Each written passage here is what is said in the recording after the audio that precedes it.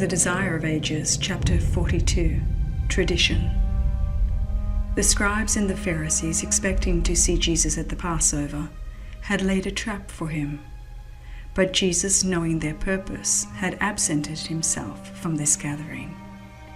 Then came together unto him the Pharisees and certain of the scribes. As he did not go to them, they came to him. For a time it had seemed that the people of Galilee would receive Jesus as the Messiah, and that the power of the hierarchy in that region would be broken. The mission of the 12, indicating the extension of Christ's work, and bringing the disciples more directly into conflict with the rabbis, had excited anew the jealousy of the leaders at Jerusalem. The spies they sent to Capernaum in the early part of his ministry, who had tried to fix on him the charge of Sabbath breaking, had been put to confusion, but the rabbis were bent on carrying out their purpose. Now another deputation was sent to watch his movements and find some accusation against him. As before, the ground of complaint was his disregard of the traditional precepts that encumbered the law of God. These were professedly designed to guard the observance of the law, but they were regarded as more sacred than the law itself. When they came in collision with the commandments given from Sinai, preference was given to the rabbinical precepts. Among the observances most strenuously enforced was that of ceremonial purification. A neglect of the forms to be observed before eating was accounted a heinous sin, to be punished both in this world and in the next, and it was regarded as a virtue to destroy the transgressor. The rules in regard to purification were numberless. The period of a lifetime was scarcely sufficient for one to learn them all.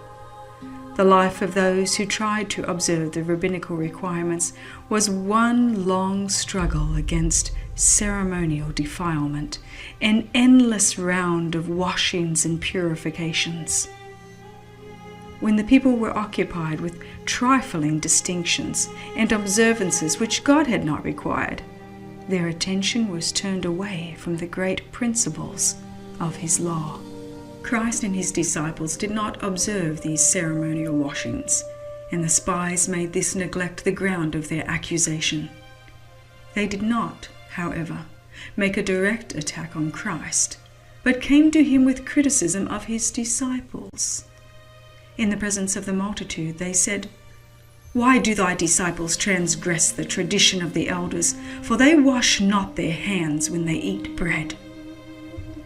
Whenever the message of truth comes home to souls with special power, Satan stirs up his agents to start a dispute over some minor question. Thus he seeks to attract attention from the real issue. Whenever a good work is begun, there are cavaliers ready to enter into dispute over forms or technicalities to draw minds away from the living realities.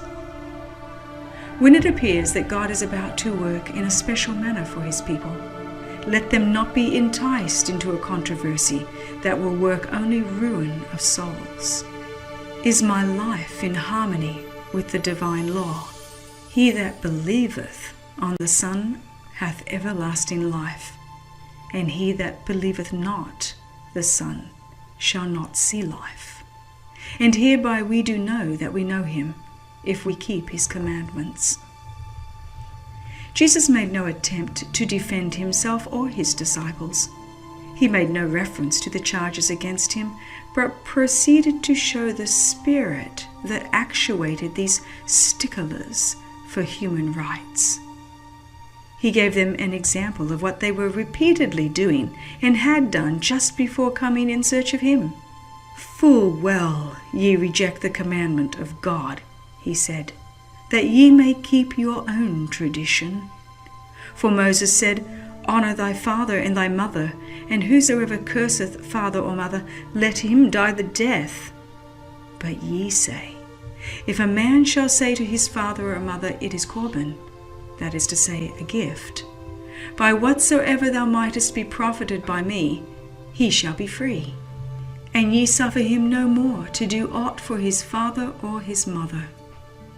They set aside the 5th commandment as of no consequence, but were very exact in carrying out the traditions of the elders. They taught the people that the devotion of their property to the temple was a duty more sacred than even the support of their parents, and that, however great the necessity, it was sacrilege to impart to father or mother any part of what had been thus consecrated.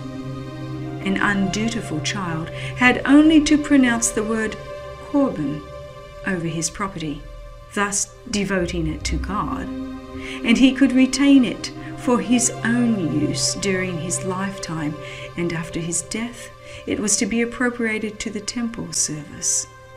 Thus he was at liberty, both in life and in death, to dishonor and defraud his parents under cover of a pretended devotion to God. Never by word or deed did Jesus lessen man's obligation to present gifts and offerings to God. It was Christ who gave all the directions of the law in regard to tithes and offerings. When on earth he commended the poor woman who gave her all to the temple treasury. But the apparent zeal for God on the part of the priests and rabbis was a pretense to cover their desire for self-aggrandizement. The people were deceived by them. They were bearing heavy burdens which God had not imposed. Even the disciples of Christ were not wholly free from the yoke that had been bound upon them by inherited prejudice and rabbinical authority. Now, by revealing the true spirit of the rabbis, Jesus sought to free from the bondage of tradition all who were really desirous of serving God.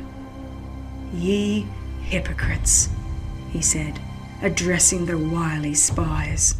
"Well did Isaiah prophesy of you, saying, This people draweth nigh unto me with their mouth, and honoureth me with their lips, but their heart is far from me. But in vain they do worship me, teaching for doctrines the commandments of men." The words of Christ were an arrangement of the whole system of Phariseeism.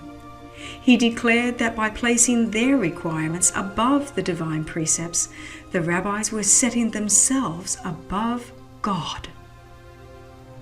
The deputies from Jerusalem were filled with rage.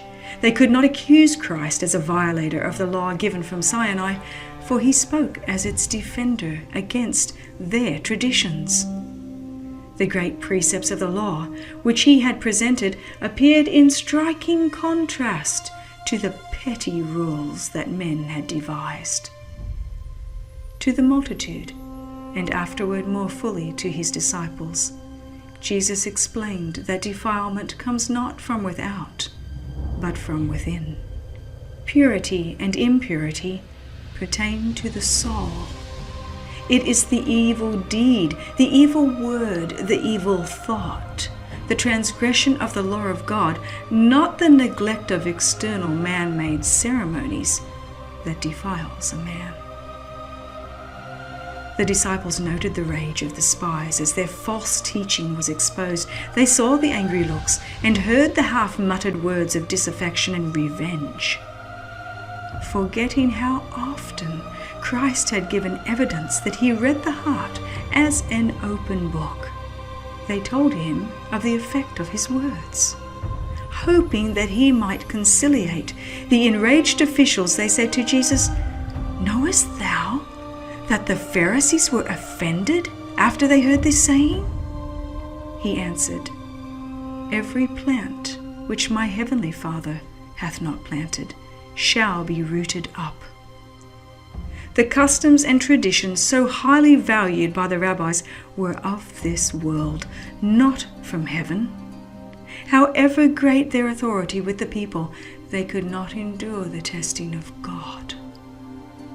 Every human invention that has been substituted for the commandments of God will be found worthless in that day, when God shall bring every work into judgment with every secret thing, whether it be good or whether it be evil. The substitution of the precepts of men for the commandments of God has not ceased.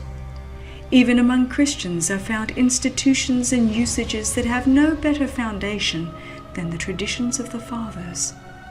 Such institutions, resting upon mere human authority, have supplanted those of divine appointment. Men cling to their traditions and revere their customs and cherish hatred against those who seek to show them their error. In this day, when we are bidden to call attention to the commandments of God and the faith of Jesus, we see the same enmity as was manifested in the days of Christ. Of the remnant people of God it is written, "The dragon was wroth with the woman, and went to make war with the remnant of her seed, which keep the commandments of God, and have the testimony of Jesus Christ." But every plant which my heavenly Father hath not planted shall be rooted up. In place of the authority of the so-called fathers of the church, God bids us accept the word of the eternal Father, the Lord of heaven and earth. Here alone is truth unmixed with error. David said, "I have more understanding than all my teachers, for thy testimonies are my meditation.